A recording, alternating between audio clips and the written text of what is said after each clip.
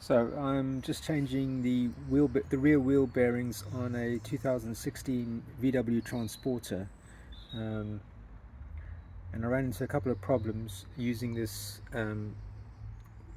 bearing extractor kit. The first problem, and I think possibly the reason why a lot of people break these kits, is because the instructions are very confusing and actually incorrect. So in this case, for removal, if you look at point number 3, it says place the two halves of the black removal hub A behind the hub flange. Now this is to remove the bearing, so the bearing would actually need to slide through those two halves. If I take those halves and put them, well, there's a bearing I've just removed. Luckily I checked this, but you can clearly see that if you use those black halves, that bearing would never slide through the internal diameter, the cutout. Now they do supply the shiny halves. Now you can see the shiny halves are actually the correct ones and give you ample clearance to pull the bearing through when you're removing it. So that's the one thing. And then the other thing I noticed is you can see on these on this flange here, I've had to add a chamfer. Now this might not be the case for you, but it depends on the type of bearing you're putting back in, or the make of bearing. I've used these cheap versions from Euro car parts. So if I just open this up, I'll show you. I might have to just put this camera down to take a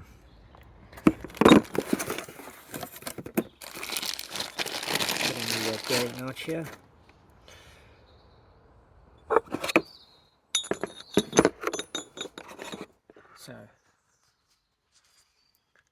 So the black bit now is the bit that actually pulls the bearing back in. So when you're doing the installation, you use the black halves. Now you can see I had to add a chamfer to this because it wouldn't fit. It wouldn't snug closed when I put the two halves around the bearing to reinstall it. It's difficult to do this with one hand. Let me try and find the other half. But you can see they need to snug together, and with this particular bearing from it's a Starline version of the wheel bearing, there's too much of a radius over here. It doesn't allow the kit to completely pull up, and the result is that when you try and put the bearing in, the C-clip, or whatever this retainer is called, it does not seat properly back into the housing. That's the only reason I noticed it. Well, no, actually it wouldn't fit, first of all. The second, the reason I said that's the reason I noticed it was because on this half here,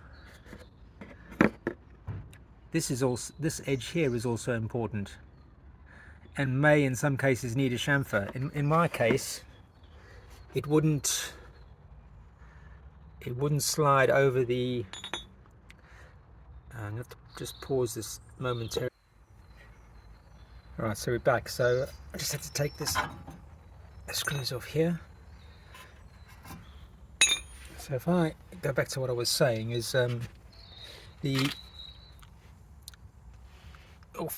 when you go to reinstall it, another point is you need to really make sure that this outside of the boss is cleaned. You also need to make sure that the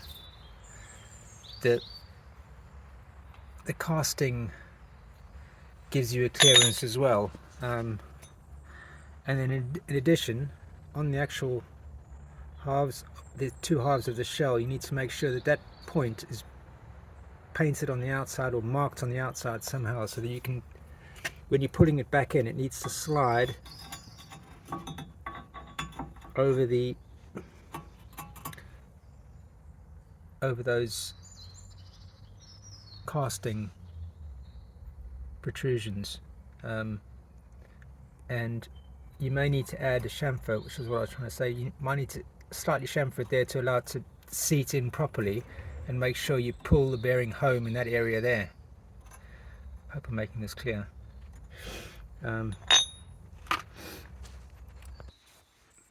So as an added test, you can take the two halves you're going to use before you pull the bearing, and take your new bearing and just do a test and make sure that it slides completely over and there's clearance for the rings to slide through when you're pulling the old bearing out. So assuming the new bearing is the correct one.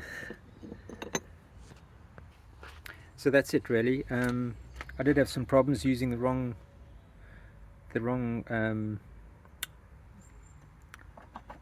pieces first, and I ended up breaking a 1/2-inch power bar before I realized that it wasn't moving, but pretty much as soon as I changed to the correct larger shells for pulling it out, it came off just with a normal 22 spanner with a bit of assistance from another spanner that was using behind, but then started using it on the outside as a just connected in line like that, just to give it a bit of extra.